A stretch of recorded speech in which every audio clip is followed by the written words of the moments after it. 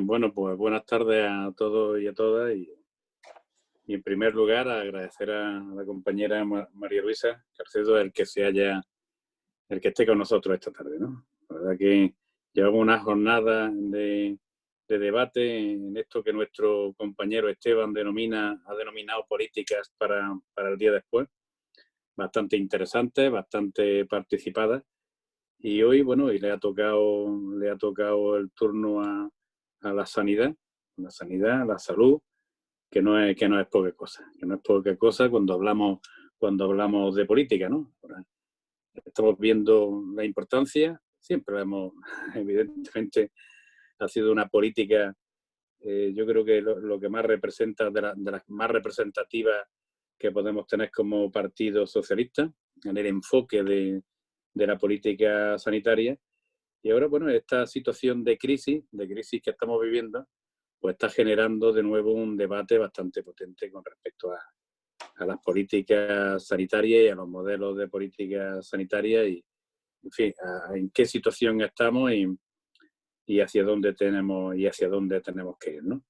Bueno, estamos en un momento de crisis sanitaria que lo llevamos ya cada vez con un poquito más optimismo. Sabemos que esto sigue siendo difícil, que no vamos a estar tranquilos hasta que no tengamos la vacuna o tratamiento infalible a esta enfermedad, ¿no? Pero bueno, que también, y como hemos compartido aquí en otras reuniones, en esta época de crisis estamos aprendiendo también muchas cosas que nos servirán para el futuro, ¿no?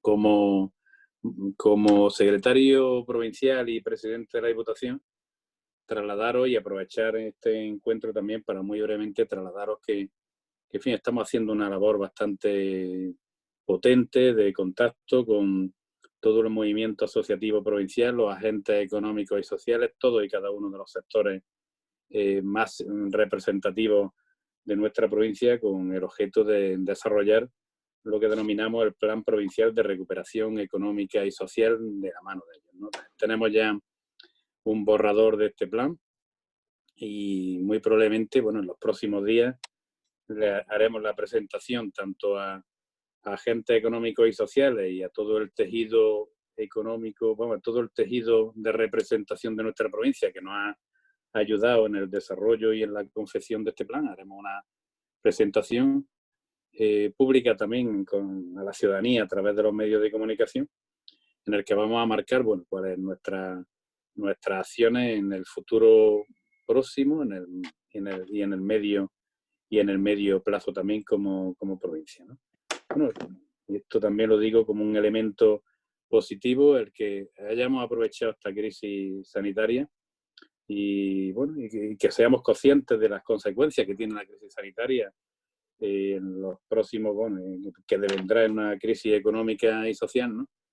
Para favorecer este buen ambiente de participación de todo el mundo en darnos una respuesta colectiva a cómo vamos a resolver los problemas que estamos teniendo y que vamos a tener con nada que terminemos definitivamente este confinamiento social que estamos viviendo. Bueno, hemos tenido muchísimos debates esta semana sobre por qué Granada no ha pasado de la fase 0 a la fase 1.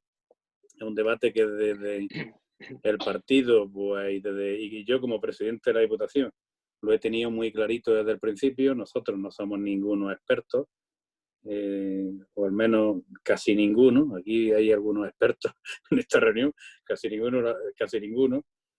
Y bueno, y hay que respetar muchísimo, y la posición del partido en este tema ha sido de respeto absoluto al comité científico, al grupo de expertos que están guiando esta tarea de afrontar la crisis sanitaria y de afrontar también la desescalada, ¿no?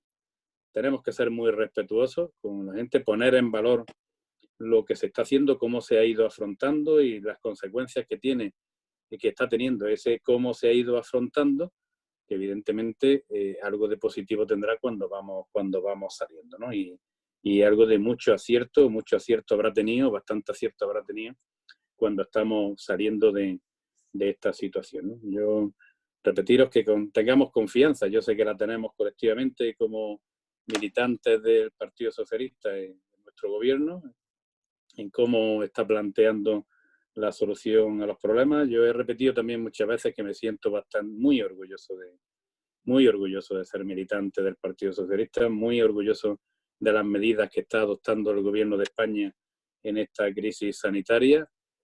¿Por qué no? Porque es la primera vez que una crisis sanitaria que va a devenir en una crisis económica se afronta con una intención muy clarita de no dejar a nadie atrás, ¿no? Se están adoptando medidas absolutamente para todos los sectores de la población perjudicados de manera directa e indirecta por la crisis sanitaria y su crisis económica, y eso es la primera vez que pasa. Eso es la primera vez que pasa. Y podemos analizar todas las crisis económicas que queramos anteriores y nunca se había afrontado una crisis económica como se está afrontando esta. Yo para mí, pues bueno, siento agradecimiento y orgullo como militante socialista de que esto esté siendo así, indistintamente de que en toda la actividad humana, en todas las decisiones que son al final personas las que la adoptan, bueno, de vez en cuando pues tengamos algunos errores, y este gobierno no ha tenido ningún problema cuando ha habido algún error en rectificar públicamente, en rectificar y coger el camino que tenía que coger en cada momento, y eso también hay que ponerlo en valor. Es muy difícil muchas veces en política reconocer que nos hemos equivocado y hacerlo de otra manera, ¿no? Pero es importante que se haga y que no seamos, bueno, no sequemos con decisiones si sabemos que no han estado lo suficientemente meditadas o no son lo suficientemente correctas. Y termino, María Luisa, dándote las gracias en nombre de la Organización Provincial de los Socialistas Granadinos, de los socialistas y las socialistas de Granada, por estar con nosotros esta tarde. Y sin más, le voy a dar la palabra a nuestro secretario de Salud y amigo Aquilino, secretario de Salud Regional y amigo Aquilino, que también, bueno, podemos decir que otro de los que pueden opinar con más autoridad de la que tengo yo, evidentemente, de temas sanitarios, para que haga tu presentación, María Luisa, de manera más oficial. Aquilino, cuando quiera. Gracias Pepe. Bueno, buenas tardes a todos y a todas. Presentar a María Luisa resulta muy fácil porque todos la conocéis, y muy difícil porque intentar resumir en poco tiempo lo que ha representado ya en la vida política y lo que ha representado también en el ámbito sanitario es muy complicado. Además, hay algunas características que nos unen nuestro origen. Los dos somos asturianos y de dos valles muy cercanos. Nos une también que los dos hemos estudiado medicina en la Universidad de Oviedo. Nos une que llevamos mucho tiempo ligados a la sanidad y ligados a la gestión sanitaria. En María Luisa, en la primera etapa, en la sectorial de ambulatorios, que eso parece ya que hace siglos que pasó. Después María Luisa ha pasado por el gobierno regional de Asturias como consejera de Medio Ambiente, si no me corriges.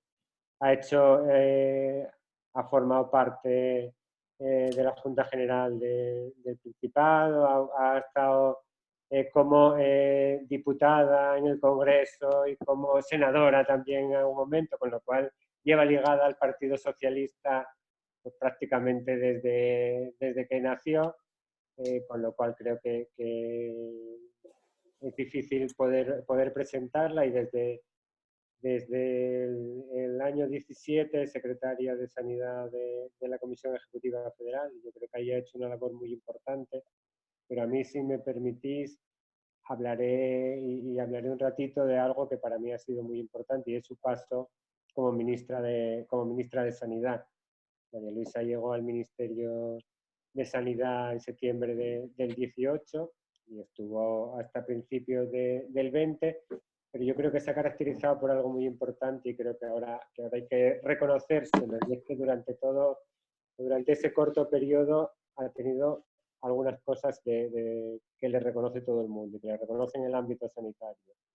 Ha estado muy cercana a los profesionales, ha conseguido establecer un diálogo fluido entre las diferentes comunidades autónomas, ha empezado a revitalizar algo que era una queja de todas las comunidades, que era el Consejo Interterritorial. Él consiguió cosas que yo recuerdo haber estado discutiendo durante mucho tiempo y planteando lo que parecía imposible, que era tener en vacunas tener un calendario común, y ha conseguido que ese calendario común fuese una realidad, y creo que es algo muy, muy, muy importante, y ahora nadie lo discute. Y además hablar del calendario vacunal a lo largo de la vida, que siempre cuando hablábamos de calendario vacunal nos limitábamos a hablar sobre todo de la edad infantil y adolescente, y ahora se habla a lo largo de la vida, y creo que puede ser importante cuando hablemos también de la situación actual. Esperemos que a no muy largo plazo tengamos dentro de las vacunas una vacuna para el COVID-19 y para poder formar parte de ese calendario vacunal común. Y para mí hay otra cosa muy importante que creo que hay que destacar, y es el trabajo que realizó durante el tiempo que estuvo en el Ministerio por fortalecer la atención primaria. Creo que a eso quería pararme un segundo, porque la atención primaria va a ser muy importante. Ha sido importante en esta pandemia, pero va a ser mucho más importante en este proceso de desescalada, y sobre todo en conseguir evitar o en contribuir a evitar que se produzca un segundo rebrote. Y el papel de la atención primaria para eso es primordial. Ella es médico de atención primaria, si no recuerdo mal, tiene la plaza en un centro de Gijón, si no me corrige después María Luisa.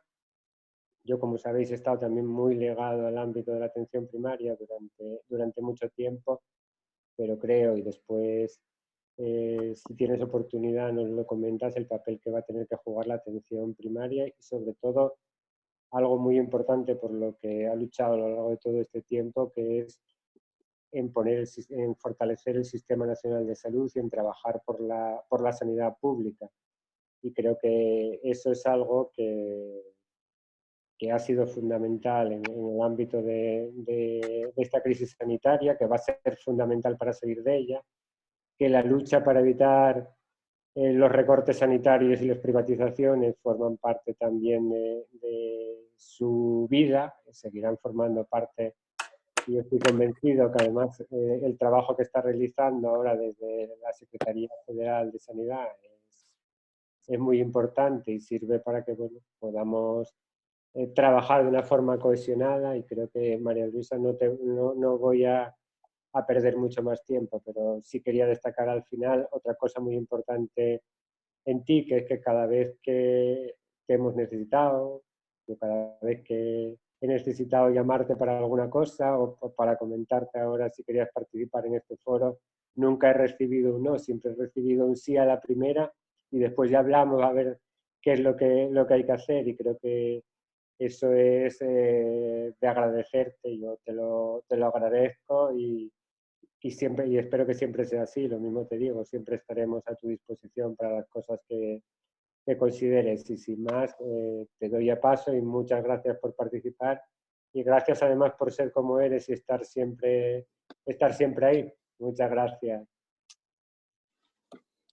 Sí, me oís, ¿no? Ay, perdonad. Es que tengo el teléfono cargando a la vez. Bueno, pues muchísimas gracias por la invitación.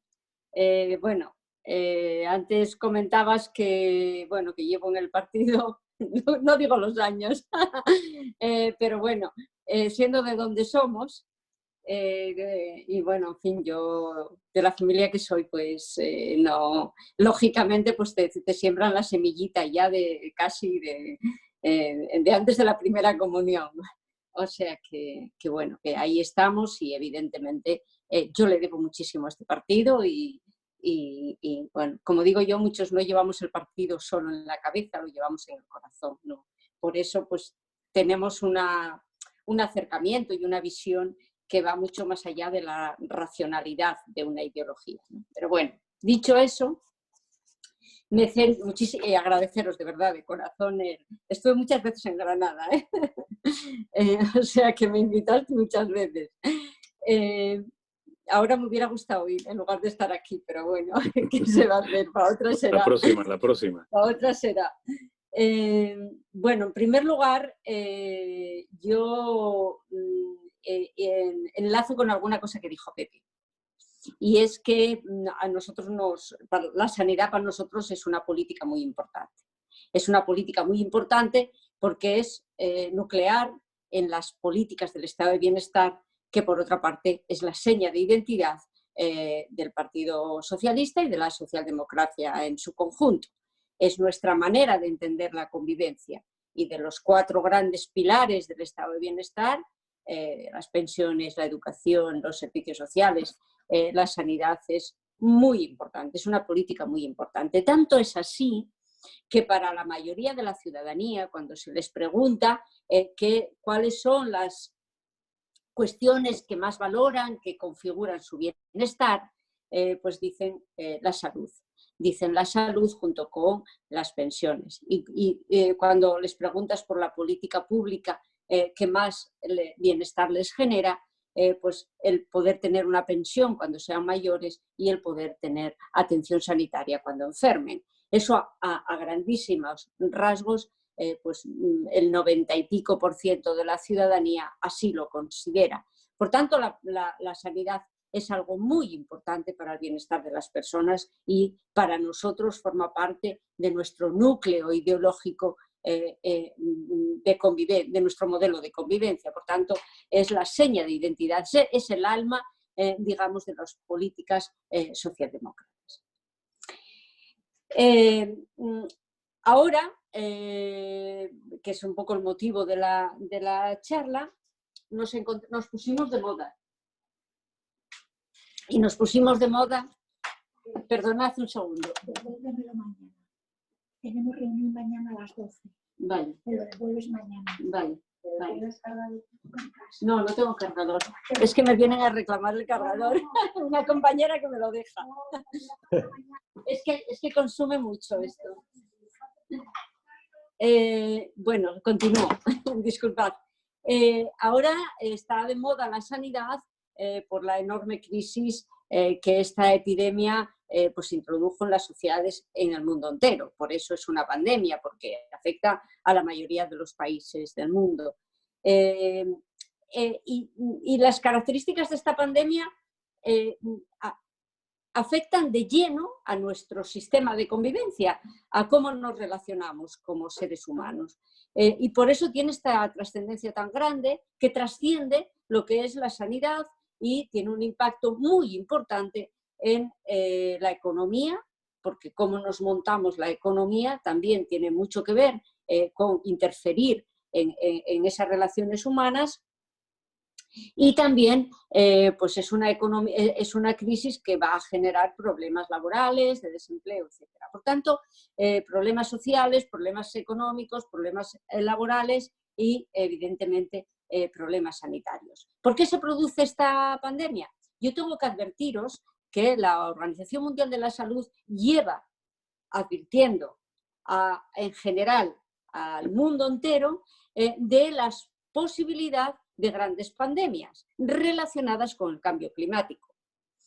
Y me decís, ¿qué tiene que ver el cambio climático con este virus? Bueno, este virus tiene un origen que es en unas especies animales, parece que es el murciélago, pero que utiliza algún otro animal de intermediario, más próximo al humano, que tenga una relación más directa con el humano y salta al ser humano, ¿no? Esto no es ninguna novedad, pasa periódicamente. Lo que pasa es que ahora tenemos que preguntarnos por qué vino pasando con tanta periodicidad, porque a lo largo de la historia de los siglos, millones de años de convivencia del ser humano con los animales y que tenían estos virus, pues ahora se están produciendo saltos de los animales al ser humano que le producen enfermedad con mucha frecuencia. Y esto tenemos que preguntarnos por qué. Y el por qué es porque que ese es otro capítulo, es porque estamos dejando sin espacio algunas especies animales, nos estamos entrometiendo en todos los ecosistemas, estamos rompiendo muchos equilibrios ecológicos en el planeta y nosotros, querámoslo o no lo queramos, reconozcámoslo o no lo reconozcamos, formamos parte de los ecosistemas del planeta, porque somos seres biológicos. Cada vez que respiramos, cada vez que tomamos agua, cada vez que comemos un alimento, estamos interaccionando con nuestro entorno. Por eso las políticas de salud pública vigilan todas estas cuestiones. Pero cuando se produce un salto de forma abrupta, como sucedió con este virus, pues nos pilla como ser biológico, como ser humano, nos pilla sin el recuerdo de que tenemos que generar unas defensas para defendernos de él, para combatirlo cuando entra en nuestro cuerpo. Y eso no lo tenemos porque salta ahora. Y salta con una gran virulencia. Y este es el problema, que tenemos que, en el análisis, en las preguntas que nos tenemos que hacer para resolver estos problemas, tenemos también que pensar en esto. La OMS llevaba, como decía, muchos años advirtiendo que la expresión en la salud de las consecuencias del cambio climático iban a ser grandes pandemias. Esta es una ya de ellas. Grande, porque hubo otras antes que no tuvieron este impacto.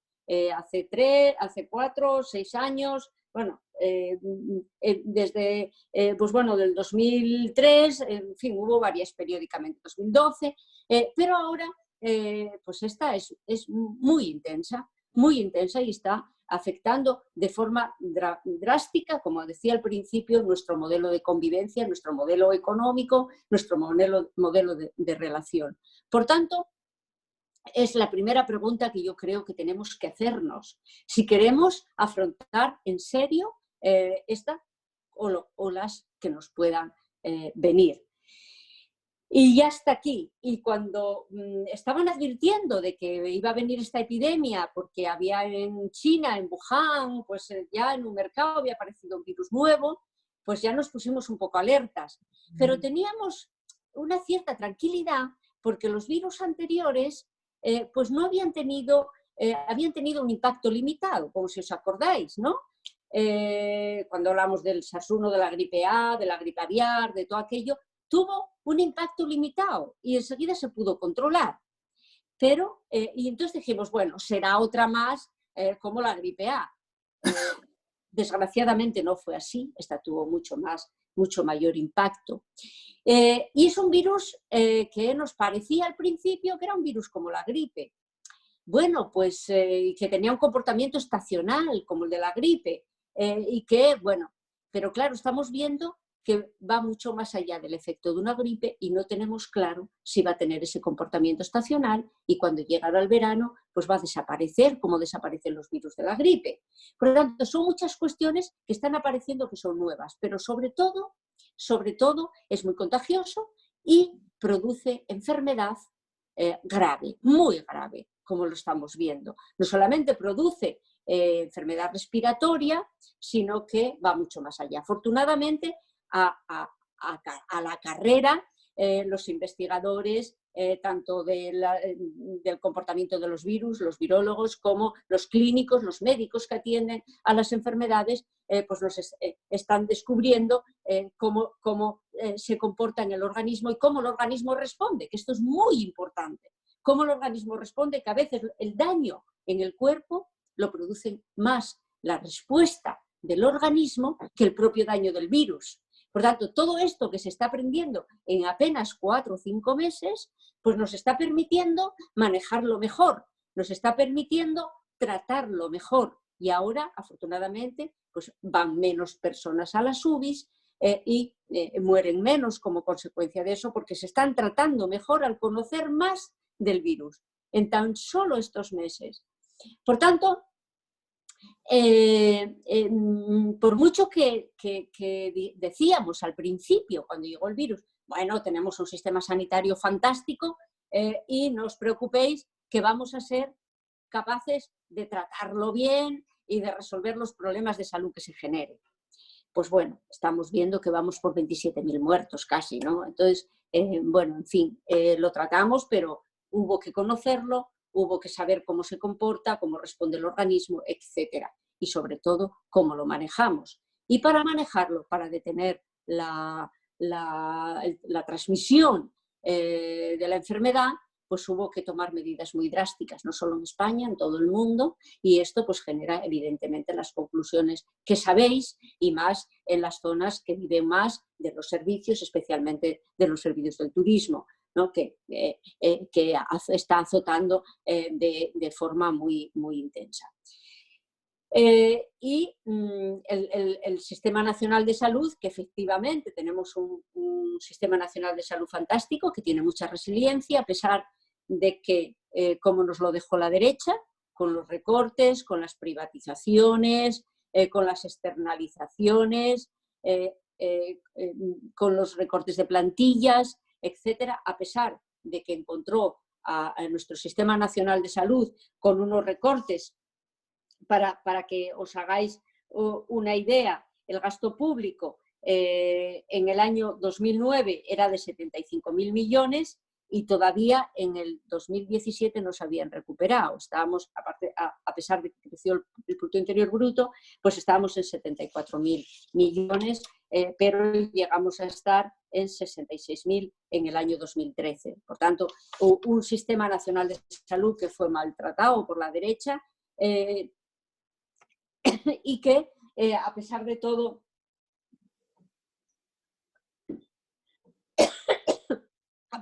mantuvo mucha capacidad. Perdón, es que me atraganté, un segundo, A pesar de todo mantuvo mucha capacidad de resistencia.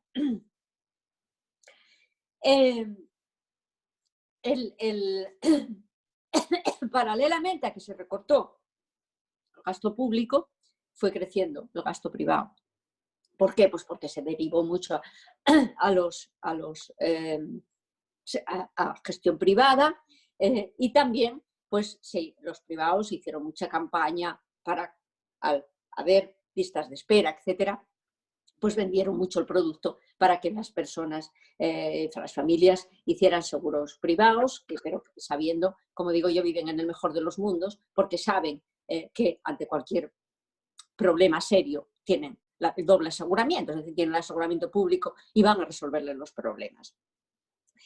Y ahora nos encontramos en un sistema que ha sido tensionado, sometido a un estrés brutal, como bien sabéis. Eso obligó a que las patologías crónicas que tenían controles periódicos, a cirugías no urgentes, se fueran posponiendo. Y por tanto ahora tenemos un sistema que tiene que responder precisamente a estas situaciones. Tiene que responder no solamente a tratar el virus y a las patologías que están relacionadas con él, las consecuencias de fibrosis pulmonares y de cuestiones que puedan quedar como consecuencia del virus, tiene que también dar respuesta a ese embalsamiento de controles de enfermos crónicos que quedaron pospuestas y que pudieron haberse agravado. Seguramente muchos se han agravado y hay que afrontarlos ahora en esta etapa de transición. Y luego problemas que han surgido, problemas que surgen sobre todo por el sedentarismo, pero también problemas relacionados con la salud mental, con personas muy, muy vulnerables desde el punto de vista psicológico, problemas en la infancia, etcétera, y problemas, centrándome en la infancia, un problema muy grave que había en nuestro país de obesidad infantil, que pues el estar tanto tiempo confinados también agudizó la tendencia muchas veces a la alimentación insana y en otras ocasiones, o desequilibrada, por decirlo más eufemísticamente, y al sedentarismo. Los niños que antes estaban todo el día en la calle jugando al balón, no sé qué, ahora es muy difícil sacarlos de casa, ¿no? Pero bueno, todo esto genera unos problemas de obesidad infantil que se agudizaron ahora mucho en este confinamiento. Y luego también el personal sanitario que ha sufrido también un azote tremendo como consecuencia de la gran exposición ante el virus que sufrió por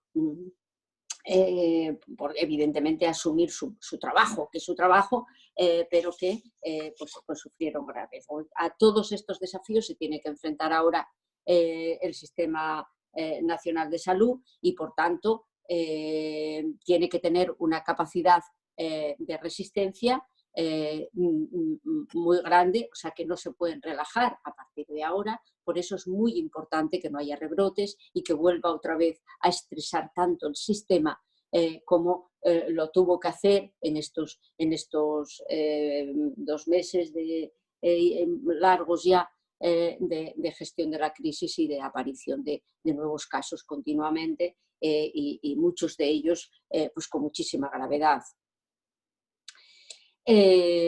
Por tanto, el que ahora nos tomemos esto con una cierta alegría y vayamos a una carrera aquí desbocada para salir de casa y que ahora ya no pasa nada y tal, con el riesgo que hay de que pueda aparecer una nueva ola de incremento, de dispararse las infecciones, pues va a poner al sistema sanitario ya en una situación muy delicada. Por tanto, por eso se hace tanto hincapié en prevenir en esta etapa de transición, ser muy cuidadosos, tremendamente cuidadosos y guardar todas las recomendaciones de no solamente de distancia social, sino de llevar mascarilla. Yo soy una forofa de que se lleve mascarilla, aunque sea de las que te evitan que tú contagies, ¿no? Porque si todos nos protegemos, todos nos estamos protegiendo mutuamente, ¿no? Si todos llevamos mascarilla, todos nos protegemos mutuamente, aunque sea la mascarilla higiénica o lo que sea. Es muy importante que ahora tengamos esto en cuenta porque, insisto, el virus es muy contagioso y el virus pues provoca mucho daño más allá de los problemas respiratorios que se pensaba inicialmente que eran solo problemas respiratorios, como decía. Ahora se está hablando mucho de que la atención primaria tiene un papel muy importante. La atención primaria tuvo un papel muy importante en toda la epidemia. No se hablaba de la atención primaria, pero sí la tenía, sí estuvo trabajando al pie del cañón y primera línea. Hoy salía una información de Asturias, por ejemplo, que la atención primaria estuvo testando continuamente y siguiendo y rastreando 22.000 personas. En Asturias hay 2.300 casos aproximadamente y estuvo sí haciendo seguimiento de contagiados y de posibles contactos de 22.000 personas. Por tanto, vino haciendo un papel muy importante. ¿Por qué menciono la atención primaria? Pues porque la atención primaria es la encargada de la atención a la comunidad. La atención primaria está presente en los barrios, lo sabéis, en todos los pueblos, es el servicio accesible a la ciudadanía, el que atiende en primer lugar a las personas que tienen cualquier dolencia, pero no solamente eso, sino que vela por su salud, los controles de niño sano, etcétera, los controles periódicos a las personas que no tienen una enfermedad aguda, ¿no? Pues ahí está la primaria. Y está también la primaria atendiendo a las causas de enfermedad. Es decir, yo siempre insisto mucho, volviendo a los sistemas ambientales, siempre insisto mucho en que las personas no enferman por casualidad, porque bueno, pues les cayó una enfermedad. Hay un porcentaje que sí, que tiene que ver con su biología, con su genética, con la herencia de sus padres. Es decir, si hay una persona con un aneurisma cerebral, pues los hijos tienen que estar pendientes de que puedan tener ellos también eso, porque puedan heredar esa anatomía, ¿no? Entonces, pero que eso es aproximadamente un 30%. El resto tiene que ver con el entorno social, con el entorno ambiental, etcétera, con cuestiones que tienen que ver con el sitio donde vive, con qué come, con qué... A mí se me fue la pantalla, no sé a vosotros. Sí, es que tenemos un compañero ahí que nos está compartiendo su... Pero a mí me veis, ¿no? Y me escucháis. Sí, te vemos y vale, te escuchamos. Pues continúo. Continúo entonces. Bueno, pues todo eso lo hace la primaria, lo que llamamos la salud comunitaria.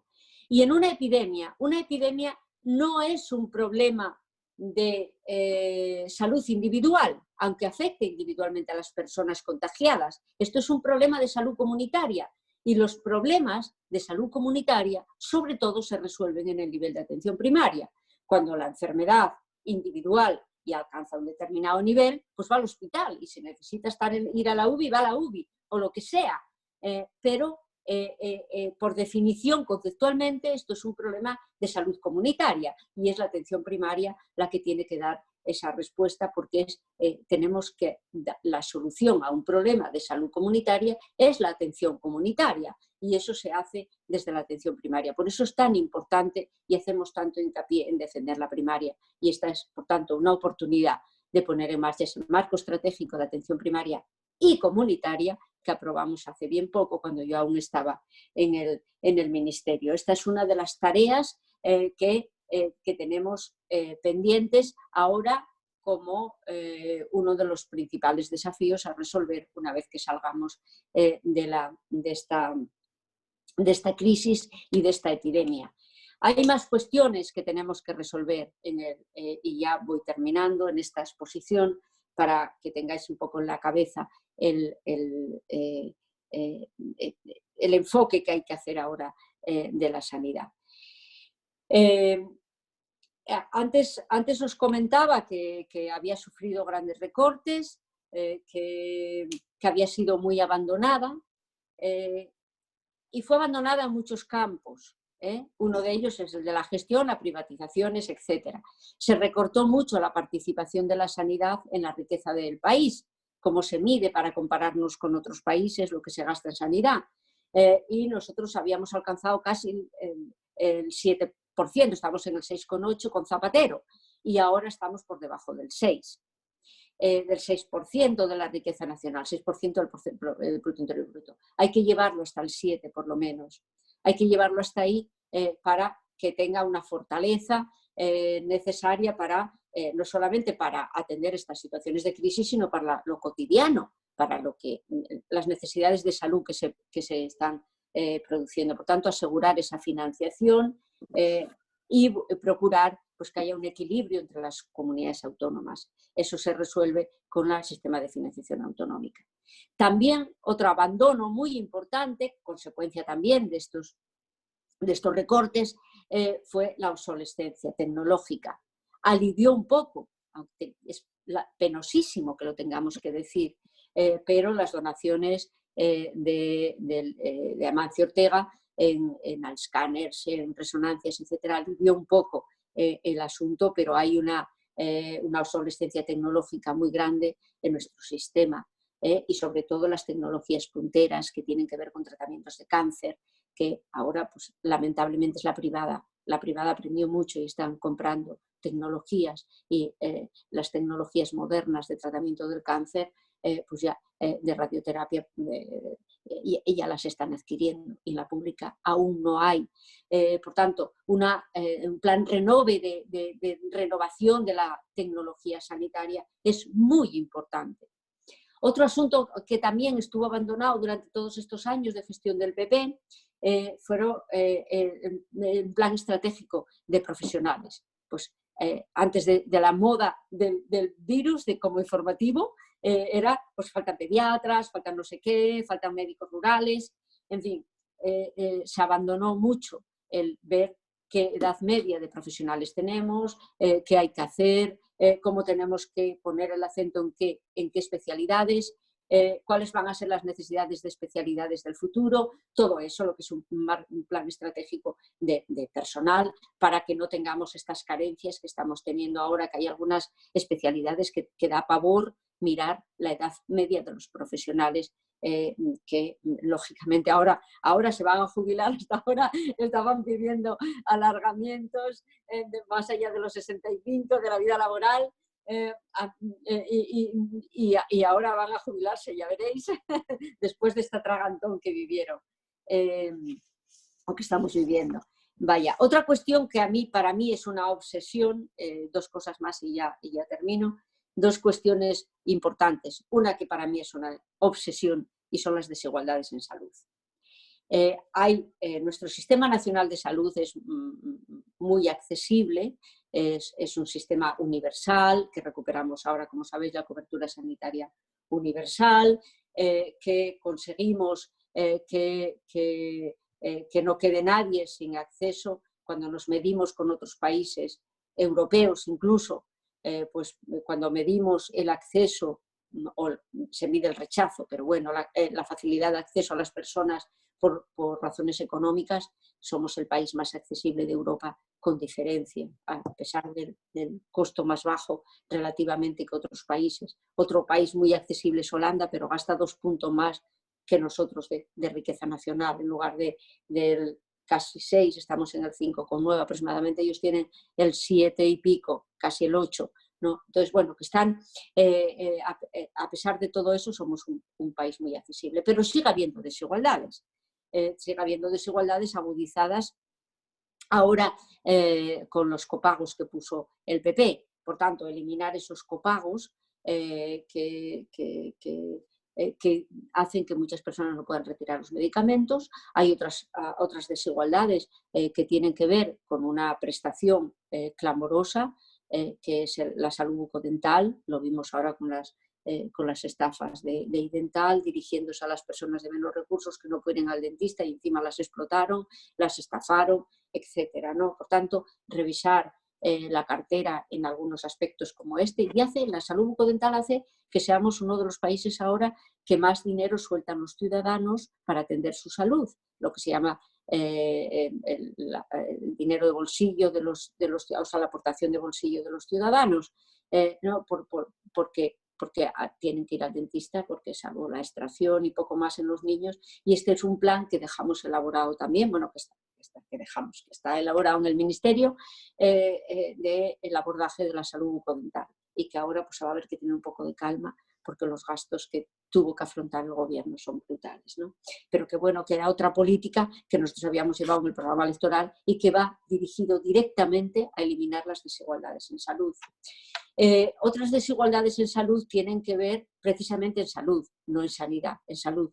Y son los que se relacionan con los determinantes sociales, es decir, pues el nivel económico de las familias, qué tipo de alimentación tienen los niños, etcétera, ¿no? Todo esto, que aquí hay estudios y encuestas del INE, etcétera, que nos ponen negro sobre blanco, pues que la obesidad infantil azota más a las familias de menos ingresos, y las opciones a hacer deportes regular y tal, pues también azota más a las familias más humildes y con menos recursos. Es otra fuente de desigualdades muy importante en las que tenemos que también tener el ojo nosotros, que nuestra hoja de ruta es la equidad y la igualdad de todos, pues es también otra política muy importante que tenemos que tener en la cabeza y que tenemos que trabajar para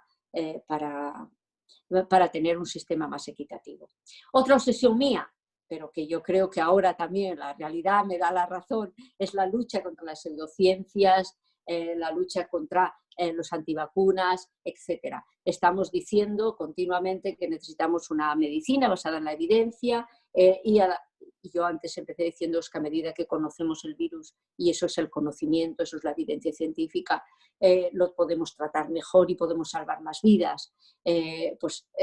Todo eso, teníamos un plan de pseudoterapias, un plan contra las pseudoterapias, y que pues bueno, están trabajando en él en el Ministerio y en el Instituto de Salud Carlos III, y esto hay que reforzarlo ahora aprovechando esta ola que nos demanda conocimiento y que nos demanda vacuna, ¿no? Por tanto, combatir los antivacunas. Ahora tenemos muchas más razones. Tristemente, la realidad nos lo puso en evidencia, la necesidad de combatir las pseudociencias, las pseudoterapias y los antivacunas. Y ya termino con necesidades de repensar nuestro sistema nacional de salud. Lo tenemos que repensar un poco, tenemos que repensarlo en cuanto a las necesidades, dónde colocamos los recursos, cómo afrontamos las patologías más frecuentes. ahora vino este virus, pero yo espero que lo controlemos y que pase. Pero pueden venir otros. Por tanto, tenemos que reforzar la salud pública, que es la salud de la comunidad y la salud comunitaria, ¿no? Que fue abandonada mucho tiempo, sobre todo por los gobiernos de la derecha. Esta última etapa, las políticas de salud pública están bajo mínimos, pero bajo mínimos. Por tanto, tenemos que reforzar la capacidad de respuesta a las epidemias y tenemos que hacerlo con la salud pública y tenemos que hacerlo con la atención primaria y comunitaria, que nuestro marco estratégico que aprobamos y está publicado en el Boletín Oficial del Estado se llama así, de salud primaria, de atención primaria y comunitaria. Por tanto, capacidad de respuesta a las epidemias. Pero también a la vez que esto, ahora enfermamos de forma diferente. Ahora tenemos mucha más esperanza de vida, pero en nuestro país, que somos el segundo del mundo con más esperanza de vida, la llevamos de aquella manera. Es decir, que necesitamos arrimar muchos años a la vida, no solamente mucha vida a los años, no solamente años a la vida, ¿no? Luego tenemos que mejorar el abordaje de las enfermedades crónicas y de los enfermos pluripatológicos. Vivimos mucho, pero yo, por ejemplo, pues me tomo para la tensión, me tomo para el colesterol, y pues mayoritariamente pues tenemos enfermedades que necesitan controles crónicos, ¿no? Y tenemos que diseñar el sistema, repensarlo para dar mejor respuesta a esto.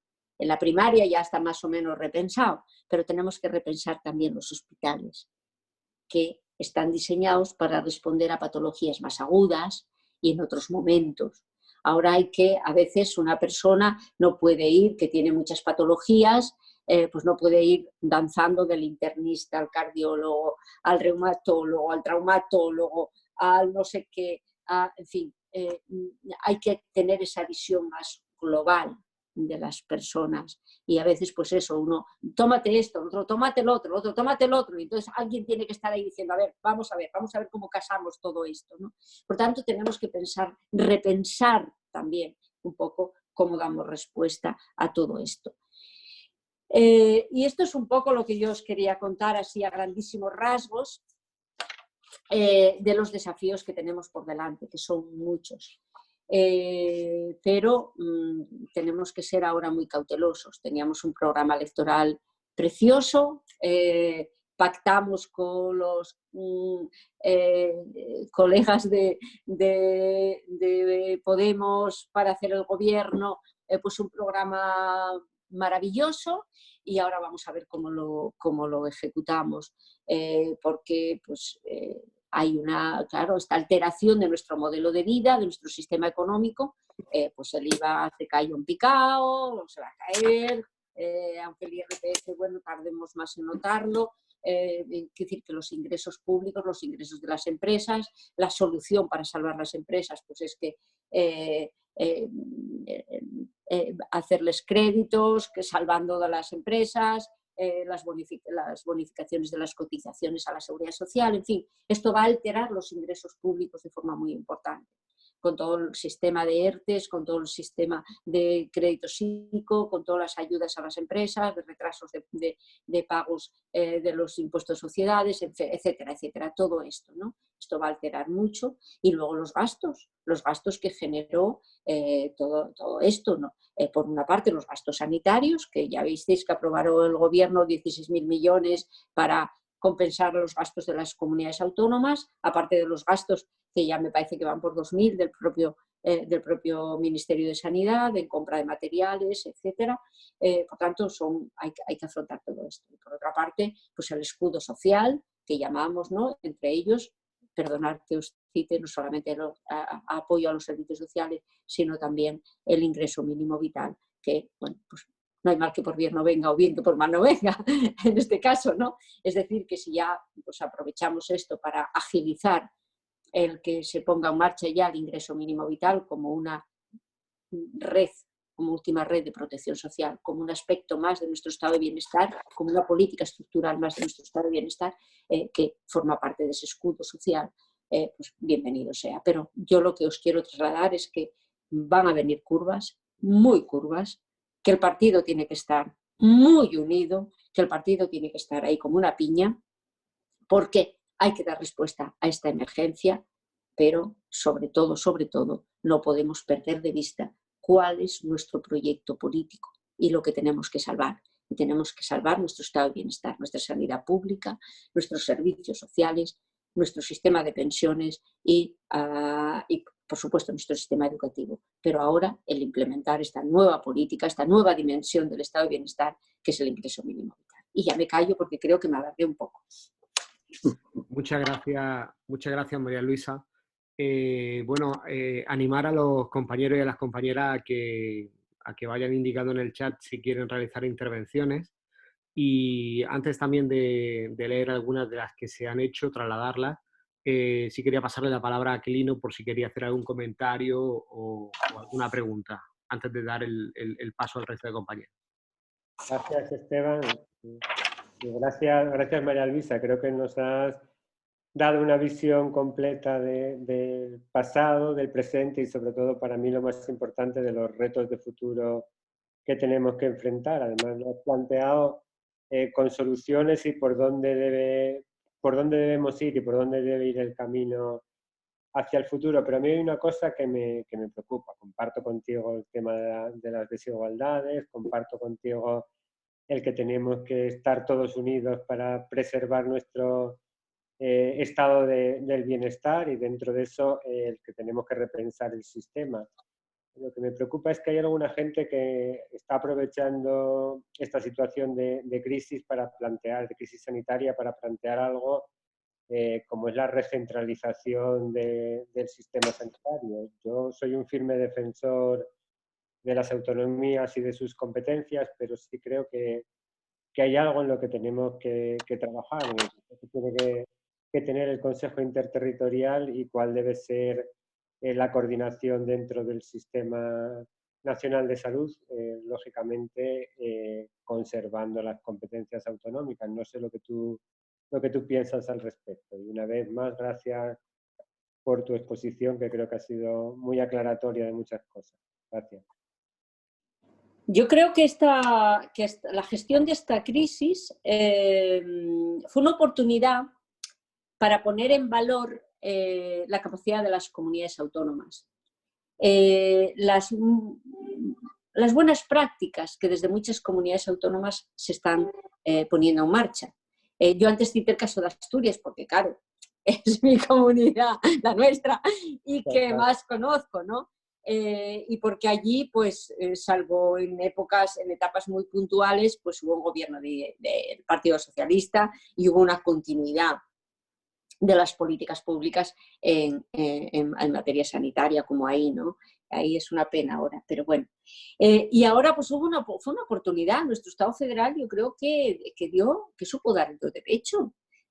Más allá de estos escarceos ahora, que es más de imagen que otra cosa, a ver por qué Granada y Málaga van una semana detrás o antes, en fin, en fin, más allá de eso, todos los encuentros que está habiendo con el Ministerio de forma sistemática, 2 veces a la semana habitualmente, en fin, y las experiencias que están aportando desde las comunidades autónomas y las buenas prácticas que son aprovechables. Hay una grandísima experiencia en los servicios de salud pública, hay una grandísima experiencia en los sistemas sanitarios y todo eso pues es una... cuando se produjeron las transferencias ya más generales, Andalucía fue un poco antes, pero ya cuando se transfirieron las del régimen común en el año 2000, se hizo un poco a lo bestia, ¿no? Como actúa el PP. Llegó un momento que dijeron a transferir todo y la cultura en salud, que era una cultura de organización muy asentada, muy consolidada y muy conocedora de lo que es la asistencia sanitaria, se diluyó. Pero se fueron construyendo otras culturas que ahora hay que saber aprovechar, hay que saber poner en valor y aprovechar lo bueno de cada comunidad autónoma, lejos de enfrentamientos. ir a una competencia sana, ¿no? En el sentido de aprovechar las buenas prácticas. Es decir, que hay comunidades que desarrollaron la colaboración y cooperación entre lo social y lo sanitario. Oye, pues vamos a ver qué experiencias hay. Hay comunidades que tienen muy desarrollada la atención temprana en los niños. Es decir, todo eso, todas esas buenas prácticas, es momento de ponerlas en práctica. Y bueno, yo el tiempo que estuve en el ministerio era una cuestión que intenté estimular bastante. En otras pues tienen en práctica la educación sexual tan necesaria para los niños. En fin, todas esas experiencias y todo eso pues hay que saber aprovecharlo y ponerlo en valor. Y en esta crisis, más allá de los escarceos propios de sacar pecho y de... Bueno, nuestro consejero ya ni hablo porque, en fin, lo conocemos y mejor ni hablamos. Pero bueno, más allá de eso, yo creo que estuvieron a la altura, estuvieron a la altura.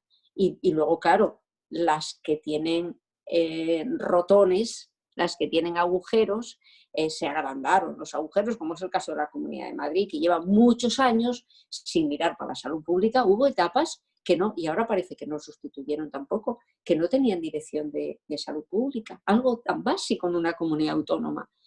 Pues me parece que ahora no van a sustituir a la dimitida, parece que no va a haber Dirección General de Salud Pública. Pero bueno, que también algunas se pusieron en evidencia, y ahí porque los dejasteis, porque llevan poco tiempo, son capaces de destruir mucho, Bueno, vamos a pasar a algunas intervenciones de compañeros que han pedido la palabra. En primer lugar, tenemos a Tania, luego continúa Martín y Encarni, y Paco Herrera, que no sé si quiere preguntar. Si os parece, pues hacemos las preguntas de forma conjunta para que luego sea más sencillo el poder dar respuesta. Por favor, Tania. Hola. Bueno, creo que... Hola, Tania. Buenas, María Luisa. No me conoces, pero me tienes en Asturias, aunque soy granadina. ¿Dónde estás? Estoy en la Dirección de Asistencia Sanitaria de Áviles. Pues nada, ya pasaré a verte. Bueno, yo solo quiero decir y quiero comentar, aquí hay unos cuantos que son pacientes míos, que han sido pacientes míos, en Granada, y saben pues de mi forma de pensar y de mi forma de trabajar.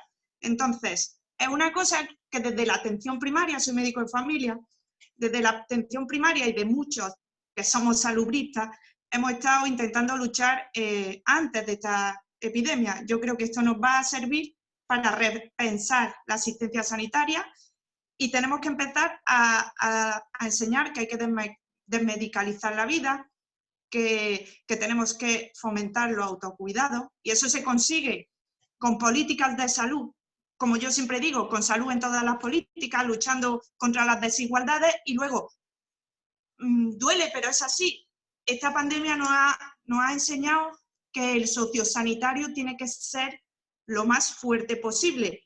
Vivimos en una sociedad que ha olvidado a sus mayores y es donde hemos encontrado el agujero más grande. Entonces, a partir de aquí tendremos que empezar a trabajar, tendremos que repensar, por un lado, fomentar y apoyar y reforzar la atención primaria con su atención comunitaria, que es básico. Tenemos que salir de la consulta, como yo siempre decía, hay que salir de la consulta, hay que buscar resultados en salud, desmedicalizar, empezar a dejar de hacer prácticas que no aportan valor ninguno a la salud de las personas, y tenemos que empezar a repensar los hospitales del futuro, que son hospitales, por un lado los hospitales de agudos, por otra parte los quirúrgicos de hospitales factorías, y por otro lado los hospitales de intermedios, de cuidados intermedios para nuestros mayores. Y sobre todo, ayer, que era el Día de la Enfermería, fomentar mucho los cuidados, y desde aquí quiero hacer un homenaje a todas mis compañeras enfermeras, que son lo mejor que tengo por aquí alrededor, y son con los que me han acogido, que llevo 3 meses aquí en Áviles sin poder bajar. Ya está. Besico. Muchas gracias, Tania. Martín Blanco. Voy.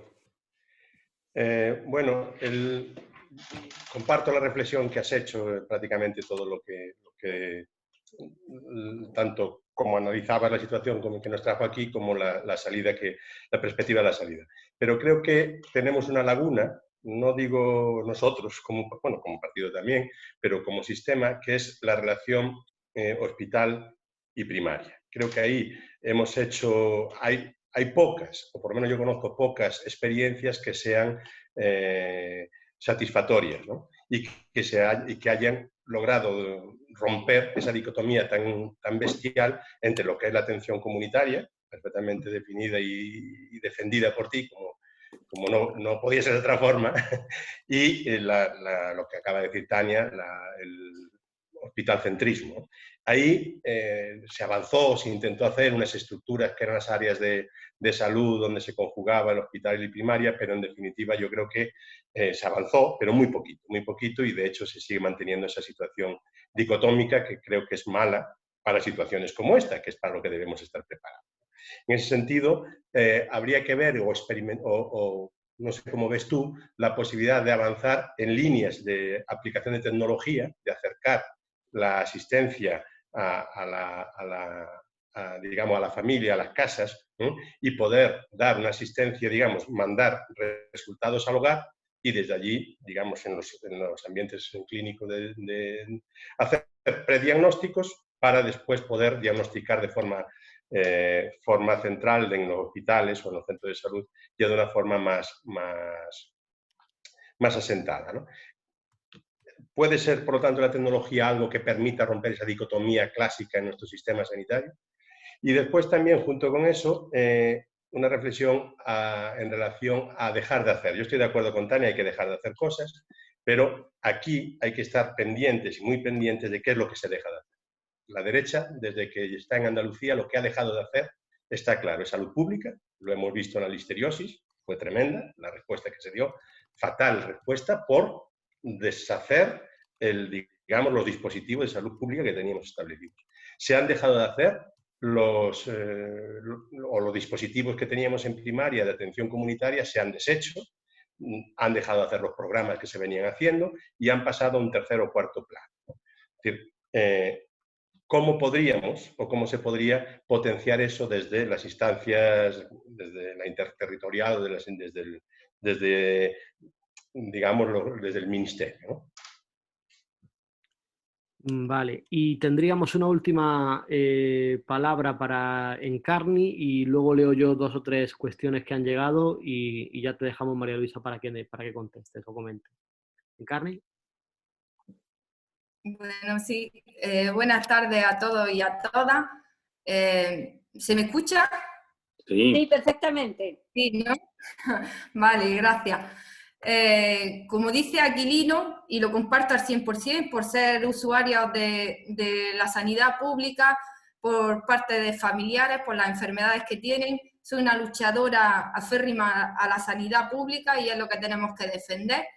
Y por ello tenemos que reformar y reforzar la atención primaria. Es muy importante porque tiene muchas deficiencias y hablar de nuevas tecnologías y tratamientos que se lleven desde las casas es difícil si no están formados nuestros doctores, nuestras doctoras, porque así pueden hacer una gran criba antes de llegar a una urgencia de un hospital, como ha podido pasar con el COVID-19, que lo que han hecho aquí en Andalucía es directamente cerramos los centros de salud y así os quedáis en las casas y no hemos visto muchas familias con el problema de decir si hemos pasado o no hemos pasado el COVID-19, porque yo a día de hoy no lo sé.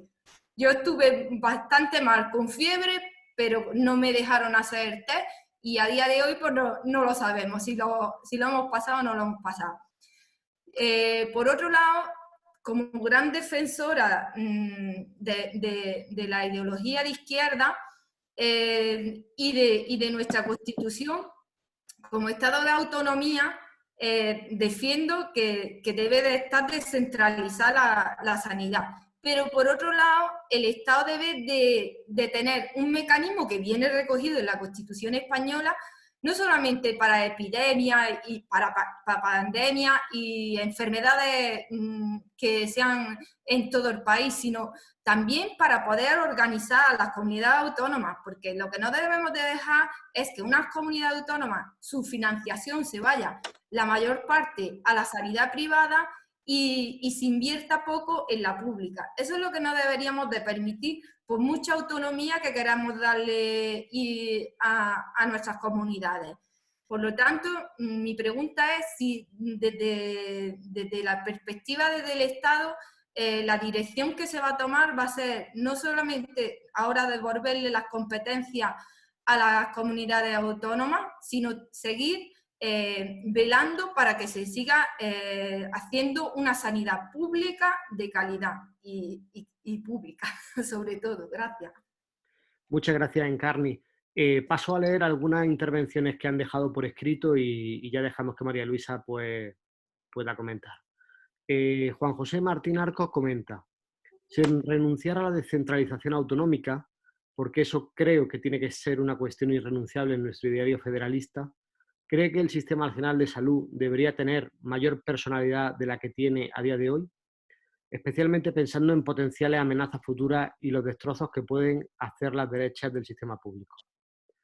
Tenemos aquí otro comentario que nos hace Paco Herrera y Lola Hidalgo en relación a los resultados preliminares que han salido del estudio de prevalencia, que indican que solo un 5% de la población sería inmune. Un poco pues el que pudieras valorar esos datos. Y por último, una pregunta en torno a las residencias de ancianos. ¿Cómo afrontamos a los grandes olvidados y la laguna sanitaria en las residencias de ancianos? Y con esto pues cerramos las intervenciones. Bueno, Tania, bueno, no voy a añadir nada a lo que comentaste. Yo lo único que no me gusta el término desmedicalizar. Los médicos no somos quienes generamos los problemas en el sistema. No me gusta, es decir, como no me gusta desenfermerizar, ¿no? En fin, lo que comparto plenamente, yo creo que donde hay que poner el acento es en que hay que dar capacidades a las personas para su propio autocuidado y para cuidar su salud, ¿no? Porque los hábitos de vida suponen el 40%, ese determinante de salud supone el 40% de la generación de enfermedad. Por tanto, hay que trabajar muchísimo eso. Eso se llama desmedicalizar. Es que no me gusta, porque es que los médicos deseamos tanto eso como otras profesiones, ¿no? Por tanto, cierto que hay que la educación para la salud y sobre todo la autorresponsabilidad de las personas en el cuidado de su propia salud es básico, y sin eso da igual que metas recursos, que metas dinero, porque eso es un pozo sin fondo. Con lo demás estoy totalmente de acuerdo y ya está. Bueno, Martín comentaba el asunto de la relación primaria-hospitalaria. Esto es un desafío que llevamos desde el inicio de la reforma. Yo, para que os hagáis una idea, empecé en el año 84 gestionando entonces llamaba sectoriales, es un área sanitaria. Y ya empezamos a trabajar esto.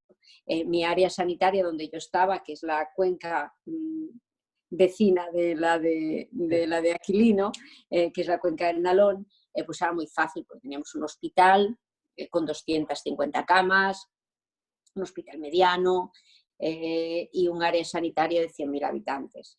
Y trabajábamos algunas temporadas yo llevaba el hospital y el área y la sectorial, a veces pues había un director del hospital y trabajamos muy, muy cohesionadamente. Ya entonces, cuando una persona iba de alta del hospital me mandaban un fax, entonces había fax, y yo lo mandaba a los centros de salud para que la enfermería del centro de salud fuera a visitar a esa persona al domicilio, a ver si necesitaba algo, si tenía dudas, si lo que fuera. Lo mismo cuando había un parto. Ya trabajábamos así en los años 80. Por tanto, es un tema en el que siempre fue un gran desafío. Yo creo que ahora, y ya con una cosa también que comentaste de la tecnología,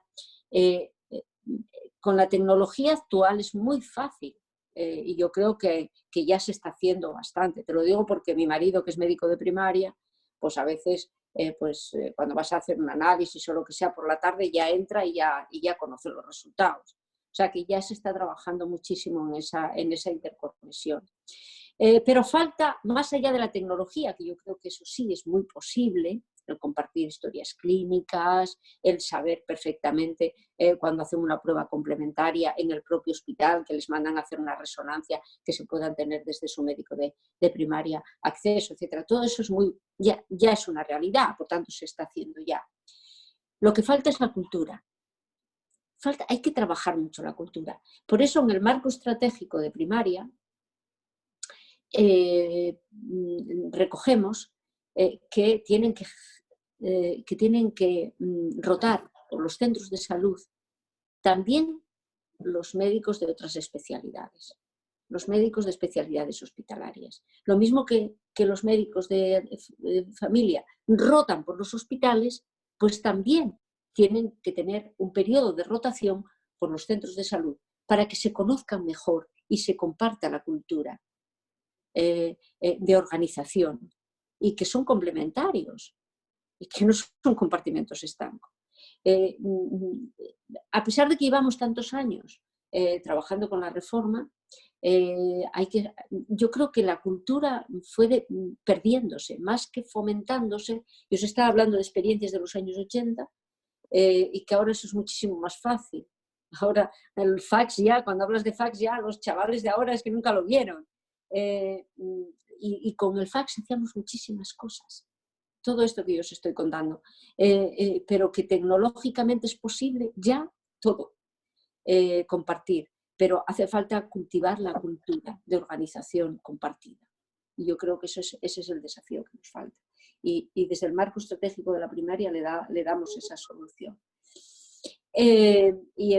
A ver, ahora se está hablando de la primaria en el control de la epidemia. Al principio yo estaba espantada y hablaba mucho con Tino Blanco, el secretario general, porque me estaba preocupando muchísimo. Porque después de tantos años combatir el hospitalcentrismo, porque es un sistema muy poco eficiente y que ve a las personas aisladamente, no en su sitio, de que enferman, con que se relacionan, como su familia. En la primaria sabemos, voy a decir una barbaridad, pero es que es así, yo tengo varias anécdotas. Sabemos hasta si tienen el marido de una señora tiene querida, porque es que lo sabemos, porque sabemos todo de esa familia, porque tienen tanta confianza que te cuentan todo. Y eso es muy importante, eso es muy importante en el contexto en el que viven, lo que llamamos los determinantes sociales y los determinantes ambientales de la salud, que cuentan mucho en el enfermar, ¿no? Todo eso es muy importante. Y eso en el hospital pues queda muy lejano, ¿no? En la primaria y nuestro sistema es muy barato y con muy buenos resultados en salud, lo que llamamos la eficiencia, precisamente porque se fortaleció mucho la primaria. Pero no me olvido por dónde surgió esto, que era en el enfoque de la epidemia. El enfoque de la epidemia solo se hablaba de hospitales. Tantos hospitalizados, tantos en UBI, tantos no sé qué. Se perdía de vista. En Asturias hablaba de los 1000 y pico que tuvieron en los hospitales. Pero yo os dije al inicio que Asturias en la primaria controlaron 22.000 personas desde los centros de salud. Y eso te supone ser más eficaz porque evitas que se contagie la gente. Y si no se contagia, no enferma. Y si no enferma, no va a las UBIs ni va a los hospitales. Por tanto, todo esto es muy importante. Y en la gestión de la epidemia ahora ya se habla de primaria, pero yo estaba agobiadísima y angustiadísima porque no se estaba hablando, ni se mencionaba la primaria. Entonces, porque el hospital, bueno, en fin. Luego, eso yo creo que llevas toda la razón y que ahí hay mucho trabajo que hacer. Lo mismo que en Carni, que lleva mucha razón, porque también hay mucho que hacer en la coordinación. Evidentemente, yo dije antes, con Aquilino comparto la importancia de las comunidades autónomas, de las experiencias y de las buenas prácticas y de muchas iniciativas muy extendibles a otras comunidades autónomas, todo eso es muy importante, pero no se puede perder de vista la cohesión del sistema, lo que Encarni decía, el Sistema Nacional de Salud, que tenemos que preservarlo, y Juanjo también lo comentaba, ¿no? El preservar el conjunto del sistema, la cohesión del sistema, y hay varios instrumentos que hay que seguir trabajando y apostando por ellos. El primer instrumento de cohesión del sistema es la cartera común de servicios. Que cuando gobernó el PP sacó cosas de la cartera común y luego cada comunidad autónoma, si quería hacerlo, que lo hiciera por su cuenta. No, la equidad de que todas las prestaciones lleguen a toda la ciudadanía es muy importante y por tanto que la cartera común de servicios sea única y sea obligación de todas las comunidades autónomas de atenderla, porque eso es un derecho subjetivo de cada ciudadano español, ciudadana española. Hay otro mecanismo de cohesión que es ahora, ya está vigente, el compartir la tarjeta única. O sea, no hay una tarjeta única, hay la de distintos colores en cada comunidad autónoma, la vuestra no sé de qué color es, la mía de Asturias es verde, no sé si os copiamos el verde vuestro, el verde Prau nuestro, pero tiene un color diferente. Pero la lectura de la banda magnética es única. Luego es compatible en todas las comunidades autónomas. Compartir la historia clínica es única. Son mecanismos de cohesión del sistema, lo mismo que el sistema MIR, que también es único y que también garantiza la calidad de la formación de los profesionales de forma única, ¿no? Por tanto, son muchos instrumentos de cohesión del sistema que hay que preservar para garantizar la equidad. Y luego una política que fue abandonada por el PP, un fondo de cohesión del sistema para poder desplazar tranquilamente de una comunidad a otra. Por ejemplo, los tratamientos ahora de última generación de la medicina personalizada, que se llama de la medicina de precisión, las CAR-T, todo eso, que no tienen por qué tenerla todas las comunidades autónomas, sino sitios muy específicos y derivar de uno a otro, y que eso tiene que garantizarlo el Estado, no los centros de referencia estatal. Desapareció el fondo de cohesión y tuvimos que ir a ir remedando como pudimos en este tiempo al no tener presupuestos nuevos, ¿no?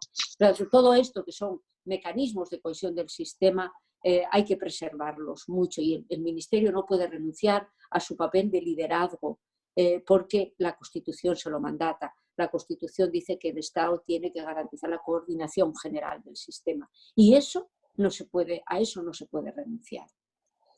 En cuanto a Paco y Lola, que preguntaban por la inmunización, bueno, esto pues es la realidad, porque claro, nos aislamos para no contagiarnos, y al no contagiarte, no tener contacto con el virus, pues no se genera inmunidad colectiva. Por eso es tan importante la vacuna. Y vuelvo otra vez a la necesidad de la investigación, a la medicina basada en la evidencia, a promover las vacunas y queremos que salga la vacuna, que se consiga pronto y tengamos una inmunización colectiva con las vacunas, porque si no, la otra forma de inmunizarse es tener contacto con el virus, y el riesgo de contagiarse, el riesgo otra vez de generar una crisis en el sistema sanitario tremenda, ¿no? Volver otra vez a someterlo a un estrés, ahora que ya los profesionales están muy cansados, pues es someterlos a un estrés que bueno, nos llevaría a una situación muy delicada. Por tanto, la solución tiene que ser la vacuna. El grado de inmunización no sirve. Para tener una inmunidad colectiva, o lo que se llama una inmunidad de rebaño, tenemos que estar por encima del 50%. Y ya veis qué cifras estamos teniendo. Va a estar el resultado, que vamos a tenerlo ya en unos días, la primera oleada del estudio de seroprevalencia, y andará por ahí, andará por el 5% o poco más. Eso es la previsión que hay. Vamos a ver, ojalá nos sorprenda, pero no va a haber una inmunización muy, muy alta. Por tanto, la solución es que ganemos tiempo hasta que tengamos una vacuna para poder inmunizarnos colectivamente con la vacuna. Y luego el tema de las residencias, finalmente.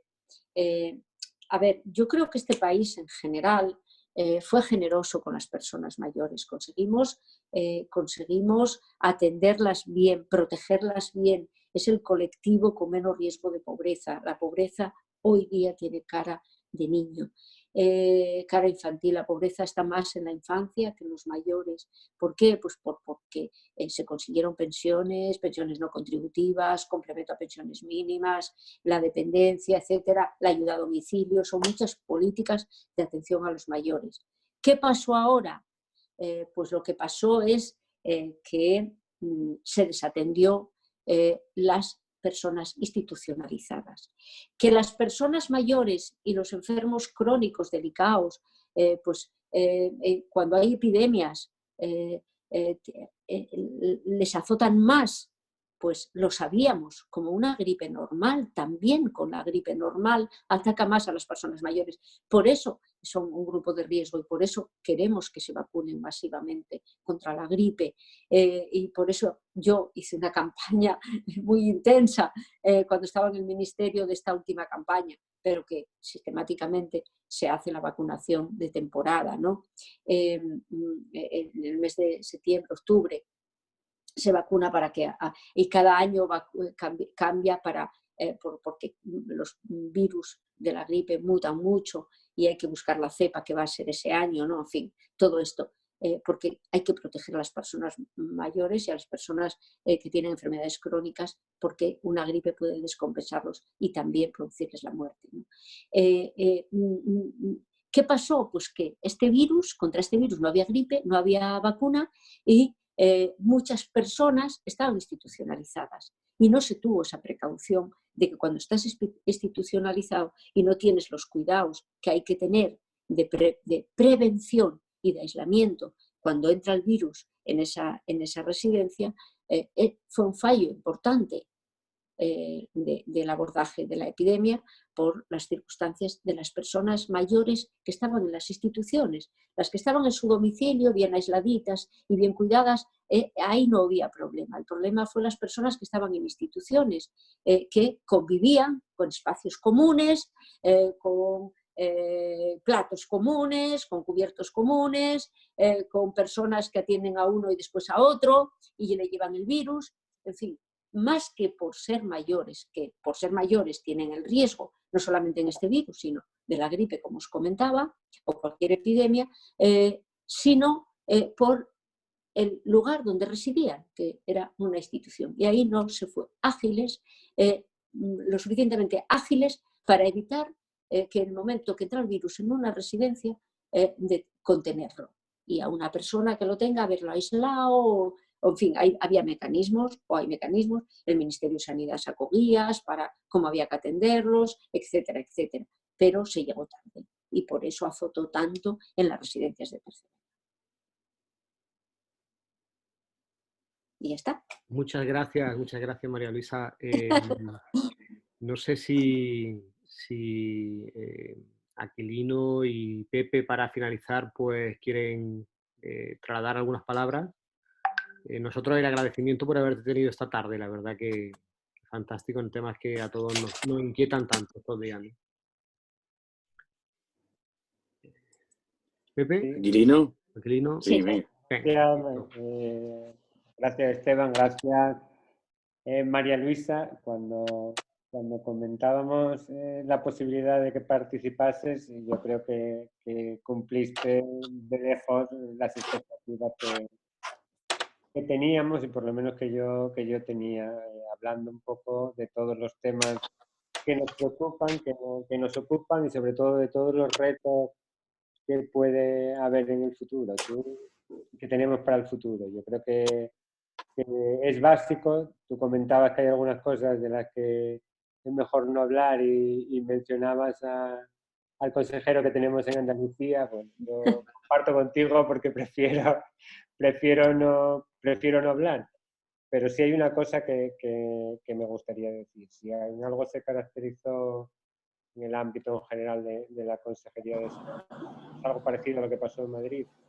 Y antes lo comentaba Martín, olvidarse de lo que es la salud pública y olvidarse de lo que es gestionar. Yo creo que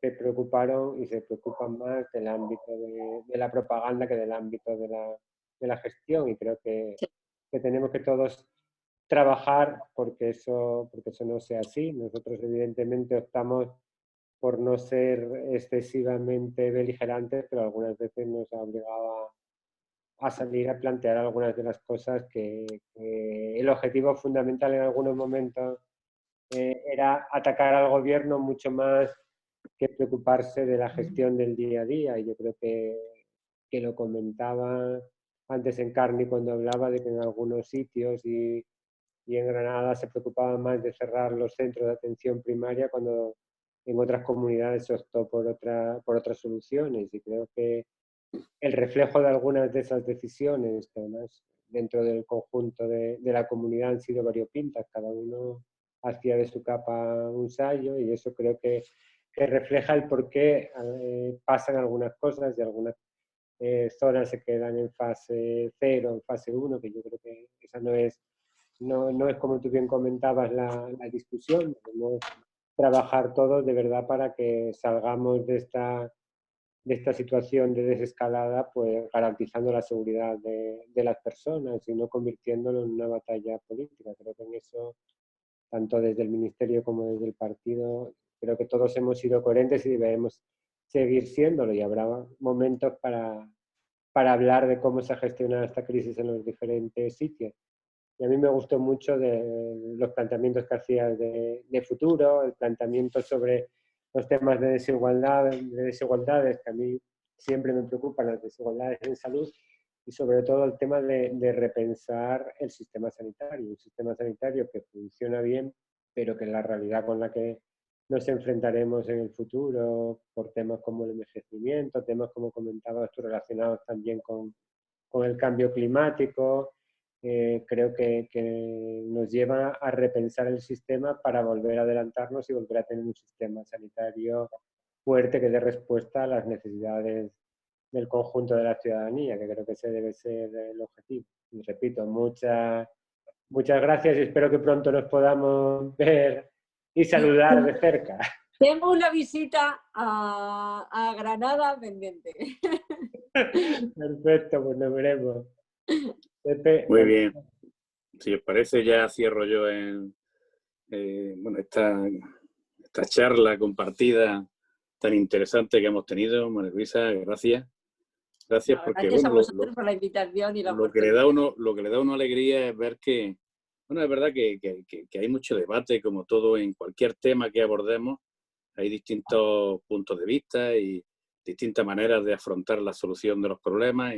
Pero a mí me da alegría, María Luisa, que tengamos como organización, como partido, la idea muy clara de hacia dónde vamos. Reconociendo que la realidad que nos va a tocar gestionar desde lo inmediato, por supuesto, es resolver la crisis sanitaria. En segundo lugar, que la crisis económica que nos va a acompañar, nos va a suponer una crisis de ingresos y de gastos, o sea, un cambio, una minoración de ingresos y un incremento de gastos que puede que nos haga ralentizar un poquito la toma de decisiones sobre las políticas generales de sanidad o de salud pública que como partido y como proyecto político y, como decía, el gran proyecto, el gran programa de gobierno que se había diseñado por este gobierno, pues bueno, vamos a tardar quizá un poquito más, pero yo como secretario general provincial sí me llena bueno, estoy contento de que tengamos las ideas claras. Tú nos has trasladado 10 caminos, ¿no? Hacia dónde vamos, qué es lo que tenemos que hacer, hacia dónde tenemos que ir. Lo hemos compartido, yo creo que todas las compañeros y compañeras que hemos estado escuchándote, compartimos que esa es la línea general hacia donde tiene que ir nuestro partido, aunque no seamos técnicos en la materia. Bueno, y aquí es verdad que nos ha tocado, bueno, lo que nos ha tocado y que tenemos que aprender también, que este partido es muy leal, este partido una provincia que tiene el 25% de los contagiados de Andalucía en los profesionales de la sanidad, que es muy fuerte, ¿no? 25% de cuando tendríamos que estar en el 10%. El 10% si hubiera sido esto ecuánime, ¿no? Pues estamos en el 25% a nivel andaluz de contagiados en profesionales sanitarios, que tenemos, bueno, un 30% de contagios en profesionales a nivel andaluz, ¿no?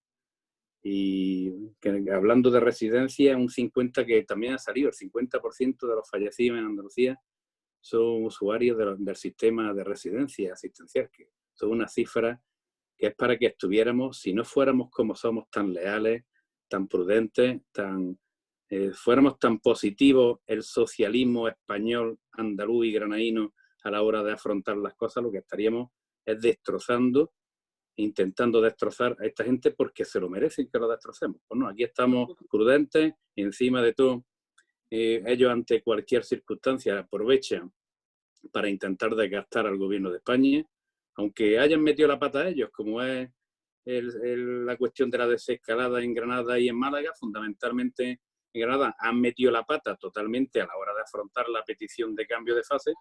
Pues bueno, pues es que encima se crecen, intentan pues bueno, culpabilizar al gobierno de España de absolutamente todo, y nosotros mientras, es verdad que somos distintos. Yo reconozco, y con esto termino, es que no podemos ser iguales que ellos, somos distintos a ellos y tenemos una manera distinta de afrontar las cosas. Muchas veces a uno le da hasta coraje decir que parece que somos como nos decía el Evangelio, ¿no? Que nos dan en una mejilla y ponemos la otra, no sabemos reaccionar, ¿no?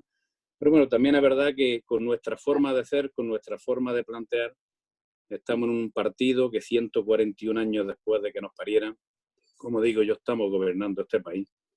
Gobernamos un montón de comunidades autónomas, tenemos la mayoría de las diputaciones provinciales gobernando los socialistas, y en provincias como la nuestra tenemos 108 alcaldías, que es una gran mayoría socialista en el municipalismo granadino. Pero bueno, es verdad que somos como somos, pero en el fondo la ciudadanía nos reconoce así y nos reconoce así bien. Claro. Muchas gracias de verdad, y te esperamos físicamente en Granada cuando quieras, y a ver si pasamos esto y nos vemos en persona. Gracias. Y a comprar unos piononos.